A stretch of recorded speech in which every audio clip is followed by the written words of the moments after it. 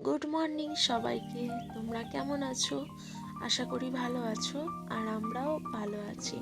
আজকে সানডে, মেয়ের যেহেতু মর্নিং স্কুল, ও ছুটি পেয়েছে, আর সেই সুযোগেই কিন্তু সাইকেল নিয়ে এই যে মাঠে চলে এসছে। এর আগে কয়েকদিন চালিয়েছে, সেটা আমাদের পাড়ার রাস্তায়। তো সেখান থেকে আজকে এই যে মাঠে এসছে, তখন সিটে অবশ্য উঠতে পারতো না। আজকে দেখলাম মাঠে এসে একটু ডেভেলপ হয়েছে ওর, ও কিন্তু সিটে উঠে গেছে আর কি, উঠে চালাতে পারছে।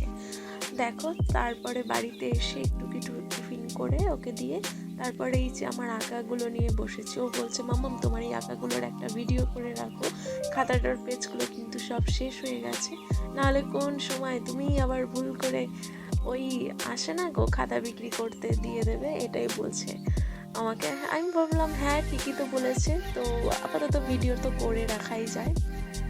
যাই হোক, দেখো এই যে আমি কিন্তু ভিডিওগুলো করে নিচ্ছিলাম। এখানে এখনো কয়েকটা কমপ্লিট হয়নি, আনকমপ্লিট অবস্থায় রয়েছে।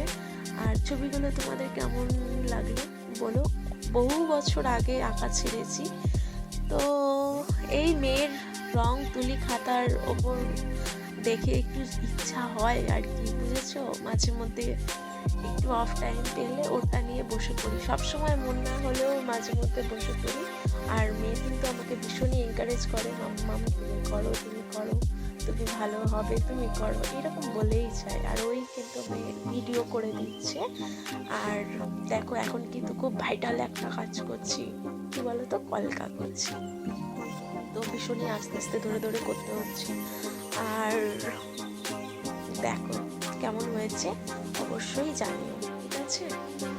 আর ছোটবেলায় কি বলো তো, বহুদিন আগে আঁকা ছেড়েছি, তো মানে একটু একটু অসুবিধা হচ্ছিল ধরে ধরে করতে। যাই হোক, দেখো করেছি কিন্তু অবশেষে।